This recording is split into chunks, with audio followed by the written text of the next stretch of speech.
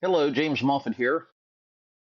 Please go to parentingadultchildren.org website and sign up for a free membership and leave a review for this episode. If you have any requests for future topics, send me an email at talkpac@proton.me.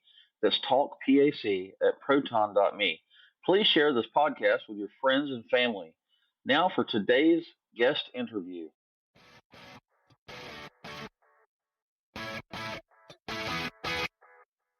Welcome to the podcast ABCs of Parenting Adult Children. Please join us as we discuss parenting adult children and the unique struggles that it comes along with.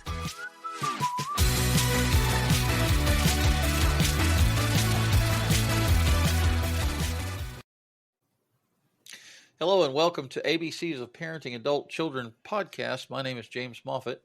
I will be your host. Today we have Karen Robinson with us on our podcast episode. How are you doing, Karen? I'm doing awesome. How are you today? I'm happy that 8 to 5 is over with at work. Hey, do me a favor and introduce yourself to the listening audience and kind of tell them who you are and what you're doing and what we're going to be talking about. Sure. So I am Karen Robinson from Alexandria, Virginia. The most important role I have is that of mom. I have 3 children, and I'm happily married after kissing many frogs. And I am a trauma recovery expert. I'm sorry for the child in the background. That's okay.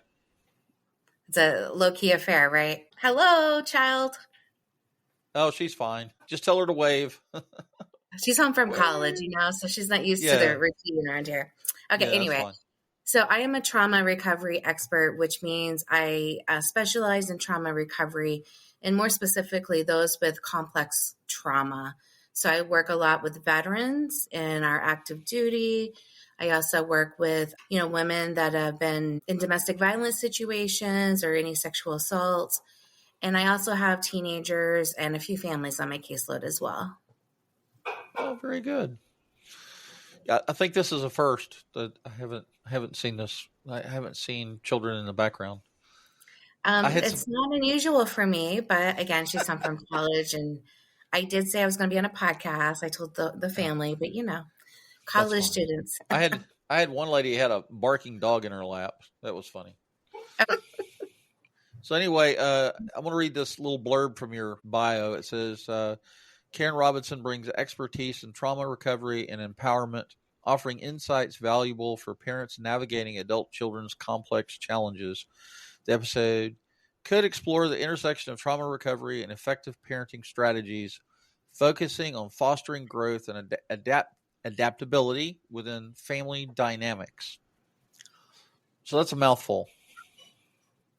Yeah, what's really cool about us talking today is I just finished a 3-day training about family interventions after trauma.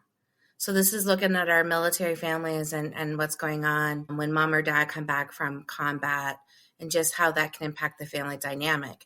So we focused on skills. We focused on how to validate each other, how to enhance communication, how to play together.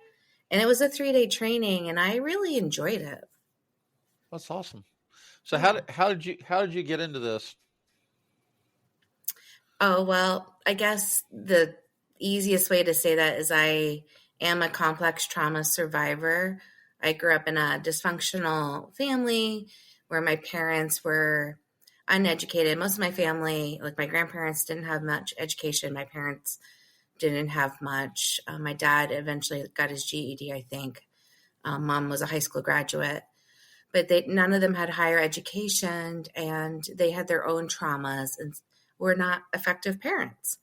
And so I knew as a very young age, I wanted something different. I just felt this desire not only to be like a social worker to help others, but also teaching families how to better care for their children. I work with couples, and I love working with teenagers too, because I feel like I remember really well what it felt like to just want to be out of a dysfunctional family or just wishing my parents had more tools than what they had. Right. Yeah, I always say that I like to give my parents as much credit as possible, and I want to say that they did the best they could with what they had, Yeah, with what and they knew, right? Yeah. and when you have children, I was raised in the 70s and 80s, and when you have children, you don't get a manual, and you have Right. to kind of fly by the seat of your pants. And I knew that I needed to do better. I knew that looking back at my, how do we parent? We're hardwired psychologically to parent our children the way we were parented, right? That's our go-to. That's what we default to if we're not careful.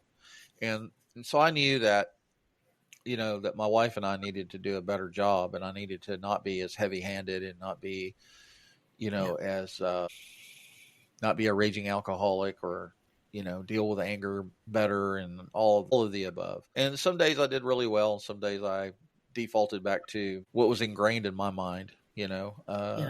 And so anyway, we worked at it, and we tried to do better. And so we have our parents are parents. We say it's the parents of adult children, but it could be anywhere from 12 to 40, right? And we have a private Facebook group that we started out in 2015, and we had 10 members back then. And we started it because we had 2 teenagers still living at home, and they were giving me a run for my money. I And bet they were. I My was desperate. 15-year-old gave me all this gray hair. I was desperately trying to stay out of prison. So I told my wife, I said, let's start a Facebook support group and see if there's anybody else having these problems. And today we have like 1.3 thousand members. So it's obvious that there's a lot of parents out there that are dealing with a lot of issues. And we have 30 or so recurring topics.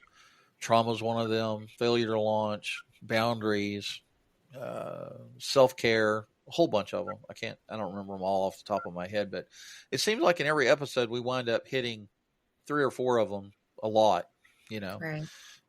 So we're talking to parents of adult children, teenagers, from, like I said, 12 to 40. So we're, you're probably talking 16, 17, 18, 19, 20, and we know that teenagers their frontal lobe doesn't really fully develop until they're like 26, right? And the girls seem to mature a little bit faster than the boys or young women versus the men. And so that seems kind of unfair. No, anyway.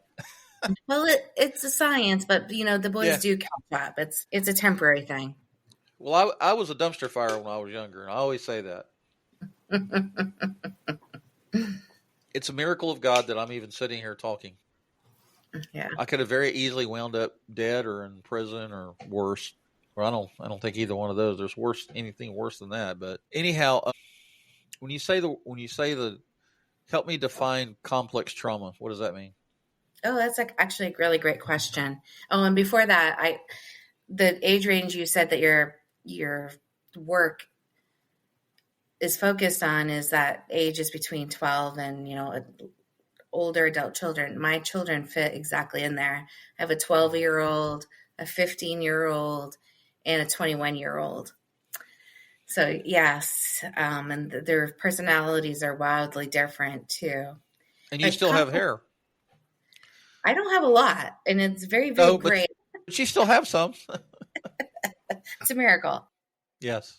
But complex trauma, other than saying it's complex, right? It's basically when your trauma starts in childhood, which is called developmental trauma. So this is anything from being in a home where there is an alcoholic parent, where maybe there was some neglect. It could be physical, emotional, sexual abuse.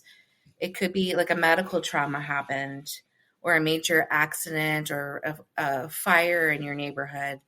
So it's some sort of trauma that starts in your childhood. And then usually with complex trauma, then you grow up and then there's other trauma. Like if you've served in the armed forces, or if like I mentioned earlier, if you lived in a home where there's domestic violence, or you're assaulted or mugged, or have a major a medical issue that went wrong, I have a client that I have, well, actually several clients that have chronic pain because of medical procedures not going as planned. And it was very traumatizing for them. So yeah, it's usually more than one trauma and across the lifespan is how I would say it.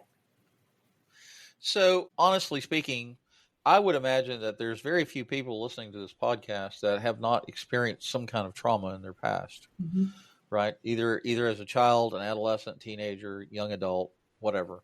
Life is hard, right? It's tough, and there's a lot of ups and downs, and there's a lot of trials and tribulations and struggles, and transitioning from being a teenager into an adult is trauma unto itself. It's there's a lot of hard transition, not only going on for the teenager that wants to become an adult and have their own identity and their own autonomy, but it's a transition for the parents too, right? Parents have to, they're transitioning from being a parent-child relationship or having a parent-child relationship to being a support person, a mentor, perhaps. So I think that, for people that are listening to this podcast episode, I don't think that when you think of trauma, I don't, unless there's a, like sexual abuse or physical abuse or things like that, I think that maybe some trauma is a little bit subtle in nature and it happens over time, right? In other words, if you correct me if I'm wrong, but let's say, I'm thinking that there's a couple of different types of trauma. You're saying complex trauma, and I get that, but I'm thinking that there's because like little of the, T's and big T's. maybe what I'm thinking is that because of family dynamics, and unless the parents or God forbid the child is in tune with, well, this is trauma or this is traumatic, right?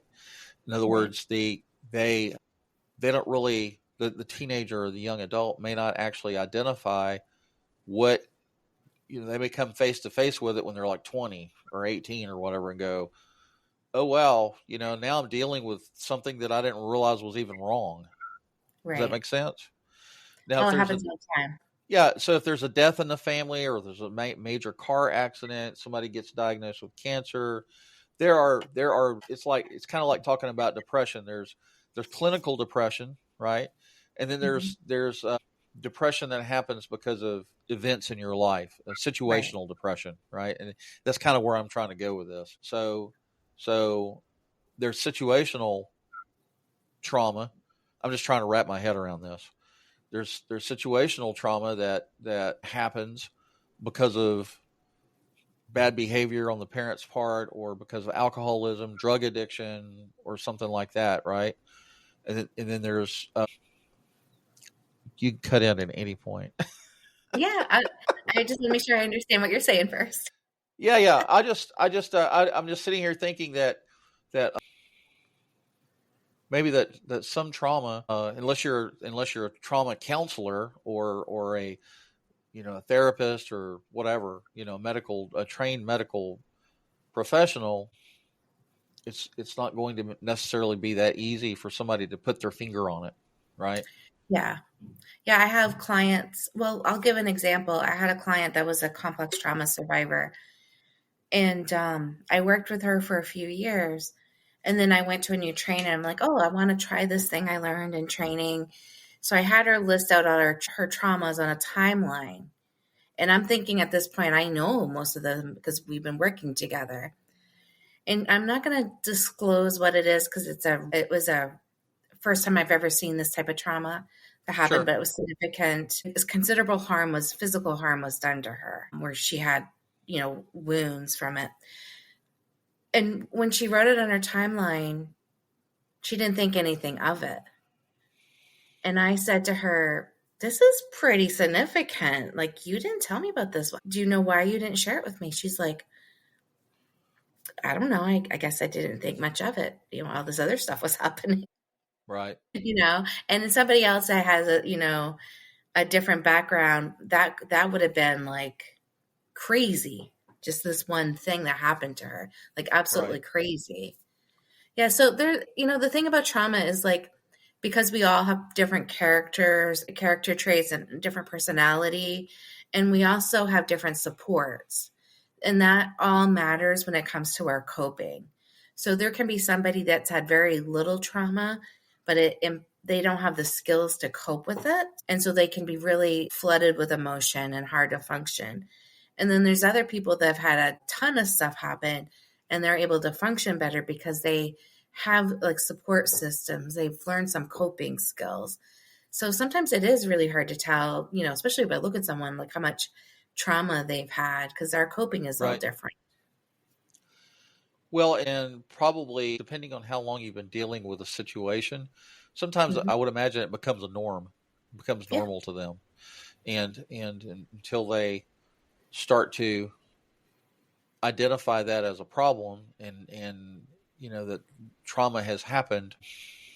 I mean, we're all broken people, right? We're all broken in some way. We've all had some kind of trauma happen to us in our past, in our childhood, either intentionally or unintentionally, right? So maybe that is that awakening for that person is like, why am I reacting to this situation in this way? And then all of a sudden you're like, as you start to unpack it, and somebody like yourself who's trained in this, you can say, well, maybe this is what happened in the past, and maybe that's why you're reacting that way today.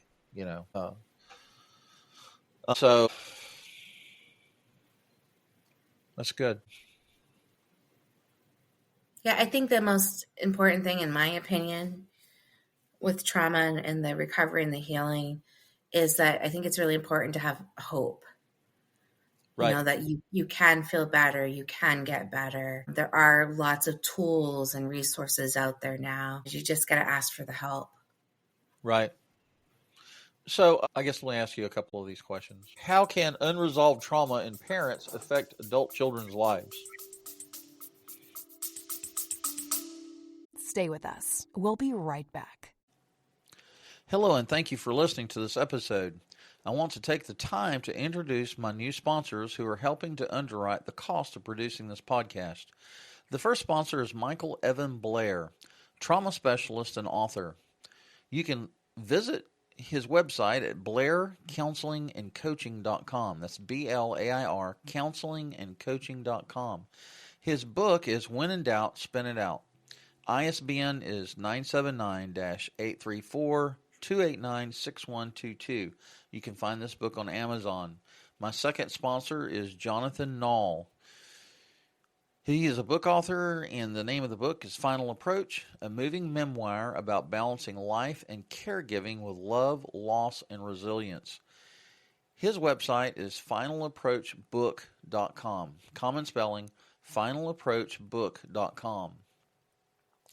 My third sponsor is Scott Yamamura. He's a book author. Financial Epiphany, discover your ability to multiply money and reimagine your life. ISBN is 798-9913-85701. You can find this book on Amazon and many other book outlets. All three of these sponsors have episodes on ABCs of Parenting Adult Children. Be sure to check out their books or services, listen to the episodes, leave me a review. Now back to our featured episode.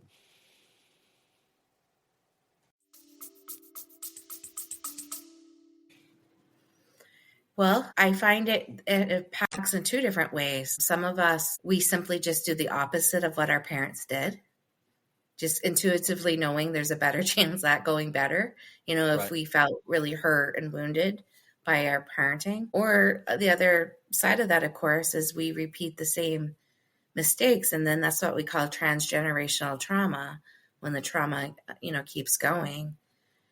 And so I think at some point, no matter how old you are, or if you're a parent or a grandparent, at some point, just stopping and recognizing what doesn't feel good about how you communicate or how you behave with others. Like, are you pushing people away? People that are trauma survivors can have lots of ruptured relationships. So at some point, just simply asking, like, do I want this to be better? And if you can't go to therapy, like if that's not an available resource for you, what self-help book could you get? Go on therapist websites and see what their recommended reading material is, or take a small course, in a parenting strategy, just trying different things to see what's helpful for you. Right. So it's hard to be an effective parent if you have unresolved trauma, right? I think so, yes.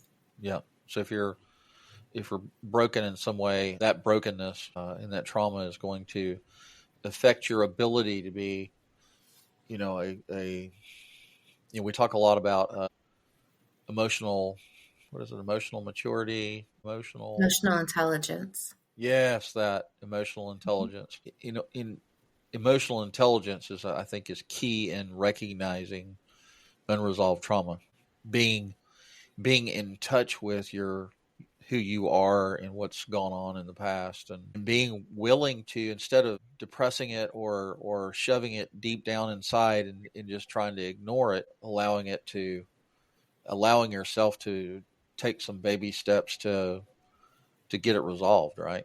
Whether Right. it's whatever the resources are available to you or that you can afford. What communication strategies help build healthier post-trauma relationships? Yeah, I think that's a really excellent question that we may not ask enough. I think speaking with I statements is a easy way to start. And what I mean by that, it's like a sentence you can use and you just practice it. And you want to practice when you're not upset with somebody. You want to practice when you're not hungry, you're not tired, Right. and you feel good, right? Like that's the best time to practice, not when things are really heated.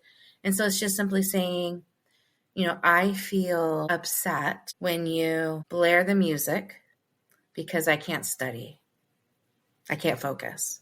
Getting used to taking responsibility for what you're feeling and what's bothering you, but what the other person is doing. Because otherwise, what happens is people get really defensive and they only hear the you do this, you do that, and then they kind of shut down.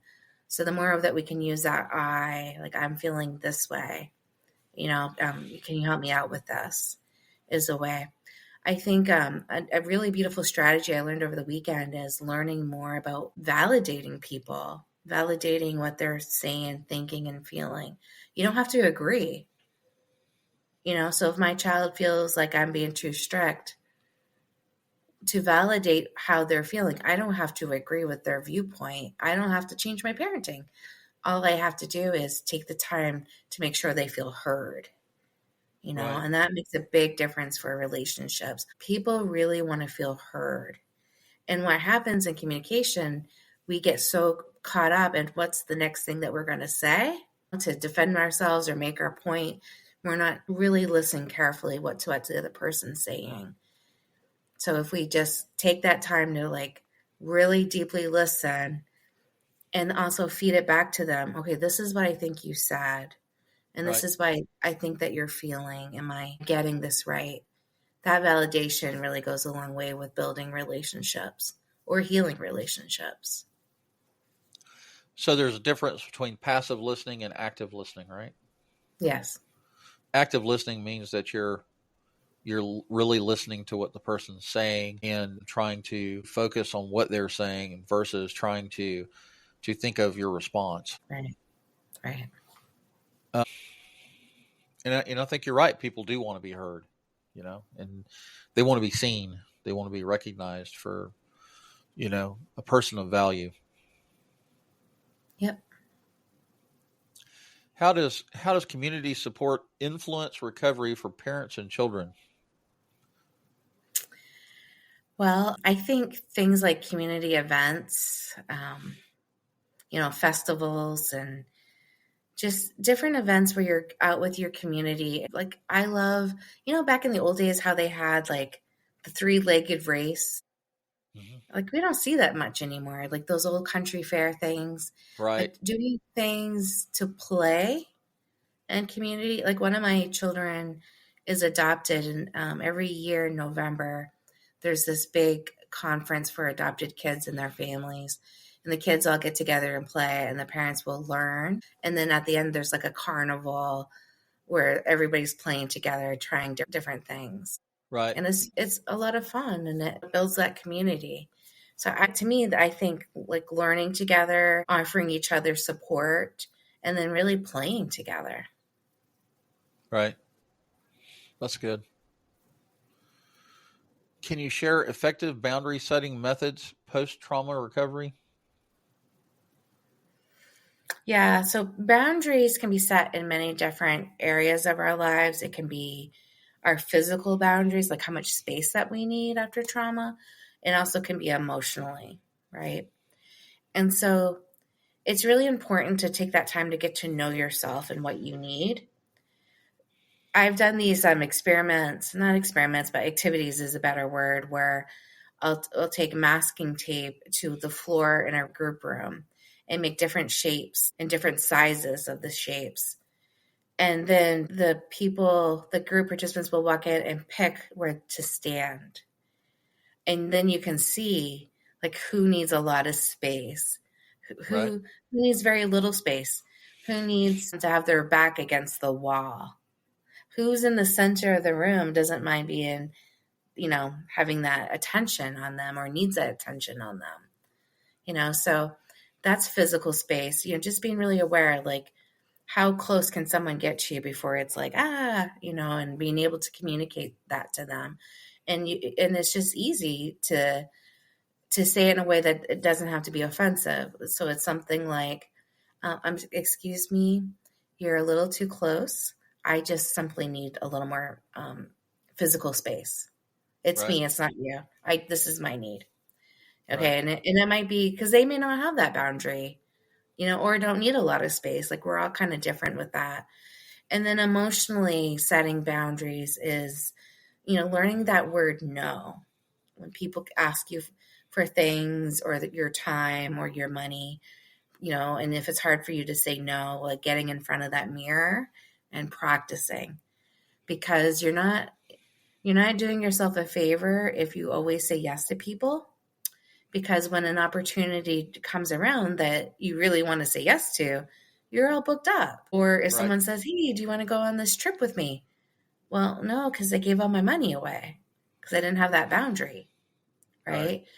So there's lots of different ways to set boundaries, and there's really great books about the subject now. So if that's something that's hard for you to do, like saying no, if you're a people pleaser and always saying yes or going along with the flow, it's really important to learn how to advocate for yourself. Right. That's good. Boundaries are important for sure, for parents and for children. That's right. Yep. How do trauma recovery techniques adapt in parenting challenging dynamics like addiction or legal issues? Yeah. Being a parent is no joke, right? Like some of the boundaries I get recommended are so challenging, like not enabling their drug use by, setting limits on what's going to be acceptable for living at home, or not giving money when you know that they're struggling. It's tough. So I would recommend with any kind of addiction, making sure that you have support, going to AA, NA, even if the issue is not alcohol or drugs, those type of programs help with any kind of unhealthy addiction. So it could be gambling, excessive spending, shopping addictions. Those type of programs, they teach you how to set appropriate limits with your child. They teach you, how to ask for support and get support. They teach you that sometimes whatever we choose will feel wrong. So you got to look at it. Okay, what can I do in this moment that I won't regret? Right. And then it's up to the adult child. So if I say to my child, in my home, you cannot have drugs and you must be in at this time because we turn on the alarm for safety. And those are the rules for the house. If you can't do that, then you can't live here. And then that choice is theirs, right? Because Right. If they don't follow that, they're making the choice, not you. Right. And we just have to remember that. Sometimes that tough love piece it feels terrible to put your child out. And I have not been in that situation, so I can't relate to it at that point, but I've worked with parents that have had to do that, and you just don't know, like, are they going to overdose and die, Right. or are they going to get it together and clean up? And the truth is, when your child becomes an adult with adult decision making, whether it's good decisions or bad decisions, there's really not a whole lot that we can do. It's just love them, unconditional Right. love. And Yeah. not easy stuff, No parent wants to see their children suffer. for sure. We don't want to. One of the things that my parents taught me when I was younger, me and my sister, was they said, think before you act. Think before you act, and think about the consequences of what your actions are going to create, right? Because some of those consequences can last a lifetime, Right. and so that was probably the one of the things they taught us that I carried forward into adulthood, and I learned the wisdom of that, and I think that's an important thing that for all of us to teach our young adults and our teenagers. You can't just go off half cocked, and you can't make decisions while you're angry or sad or depressed, or don't make major life decisions until you're in the right headspace, and able to do Right. that.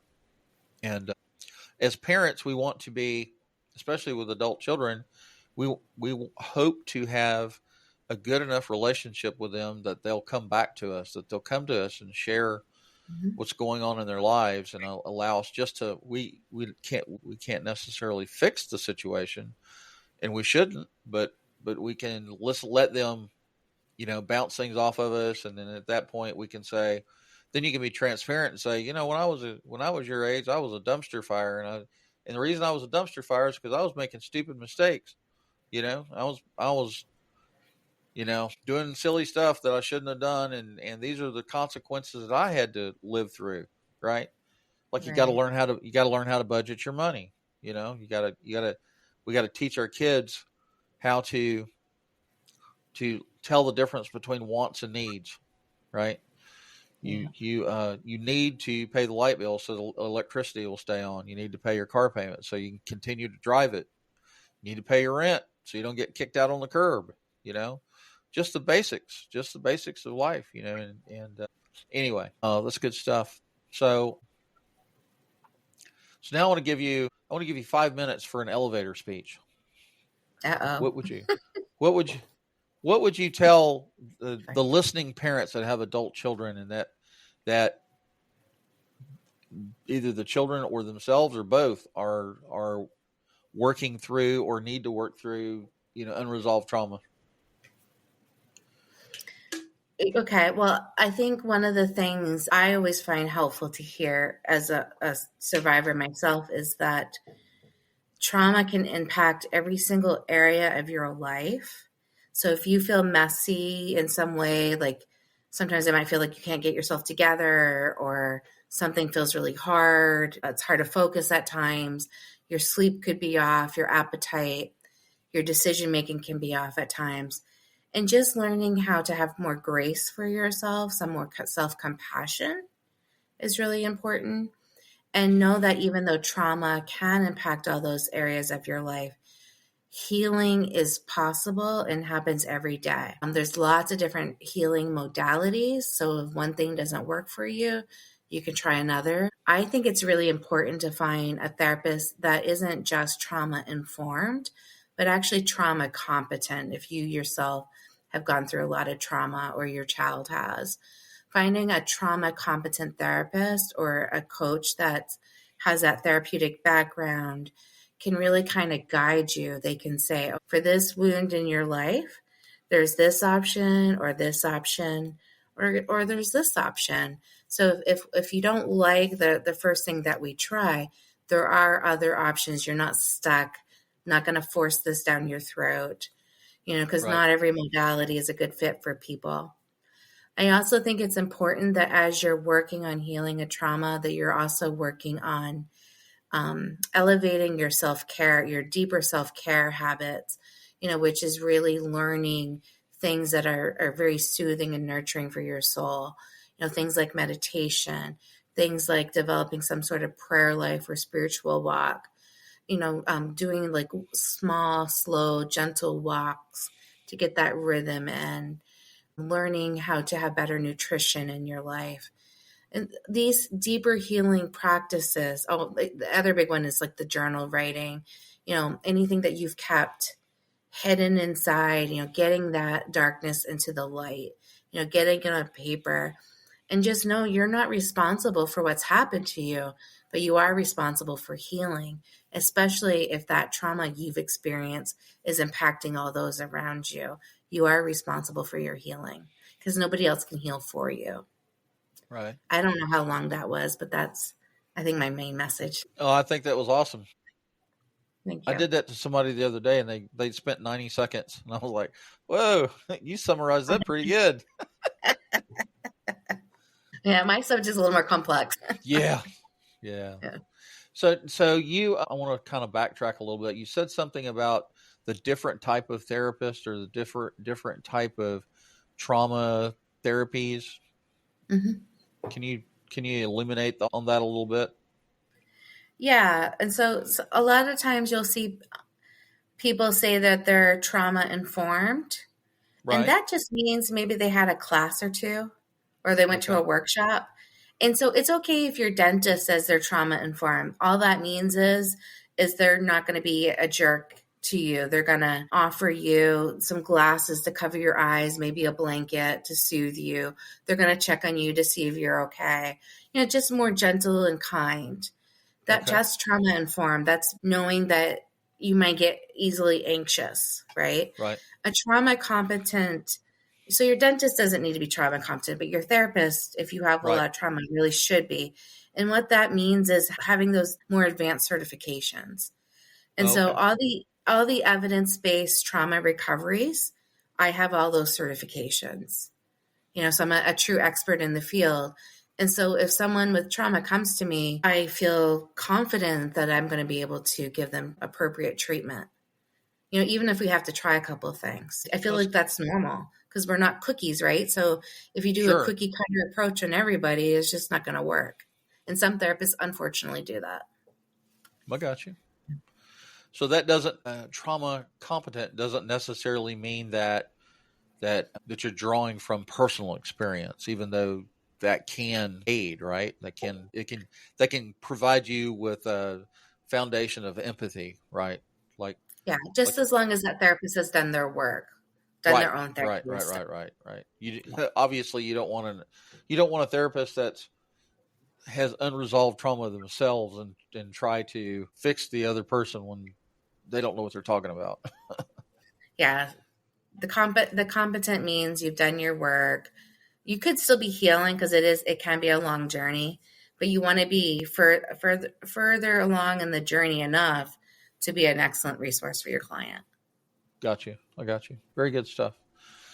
Well, Karen Robinson, thank you for being on our podcast episode today. I really enjoyed talking with you, and I'm hoping that the listening audience will get something out of this. And to the listening audience, thank you for the privilege of your time. You can listen to this podcast on Amazon Music, iHeartRadio, Apple Podcast, and Public Radio.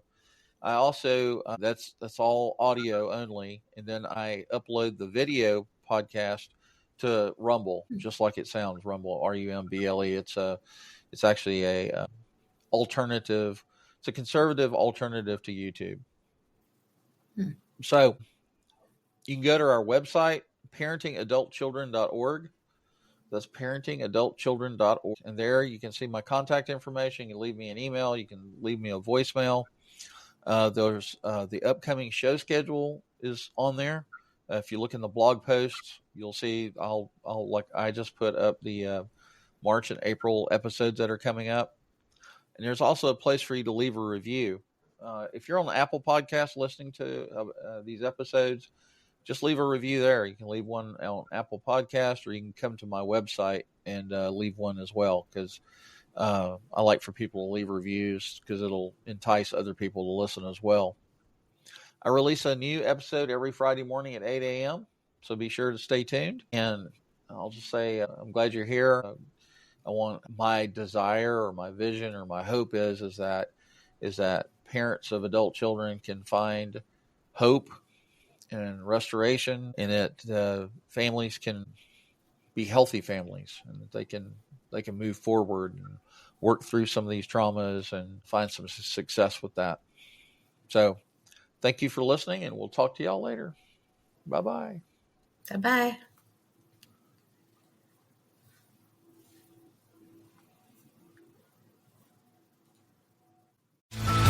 Please tune in next week for another episode of our podcast on parenting adult children.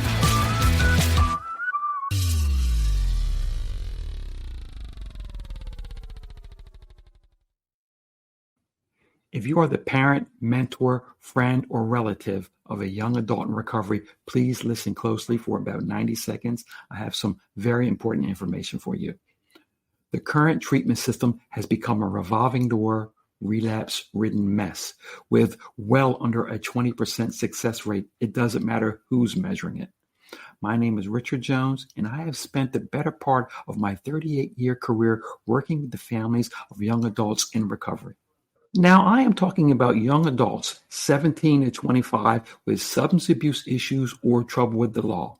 They may need rehab, they may be currently in treatment, or they may be finishing a detox program. They may be heading toward jail or being released soon. Most recovery programs are forced and sterile. They ignore your child's natural strengths and abilities and their biggest advantage, you. Now, the three biggest problems we can solve for your family right now. First, by accident or design, the system is built on a relapse model. It offers a Band-Aid that is designed to keep you coming back instead of killing the source of the relapse at its roots. Secondly, it's built on a model of guilt and shame in order to assign blame to you and your child instead of fixing the real problem. See, the system is financially abusive. Tens of thousands of dollars that will not guarantee one result, just the promise that you can try over and over again if you live long enough. Now, it's very important for you to understand, with the right kind of determined outcome support and a clear roadmap, you can get a relapse-proof recovery without humiliation, without guilt, or being financially abused. You can also start seeing results immediately. No more blind faith reliance on an indifferent, reluctant, or burnout practitioner. You can finally take advantage of a method that works with your young adult strengths and abilities. Let us show you the only lasting way to recovery instead of the same old failed methods that most treatment systems use without regard to result or to your family's future. If you are the type of family who will not take no for an answer, the kind of family who can't afford to lose someone they lose, please consider this: stopping the frustration and fighting right away, exchanging embarrassment for pride and bragging, and saying no to being financially victimized with no promises whatsoever. If this sounds like the kind of recovery effort you and your young adult deserve, give us your name and best email address below for more information. You can also go to secondstarts.com, that's the number 2, NDSTARTS.com, and book a free 15-minute call. There is a better way for the people who care more.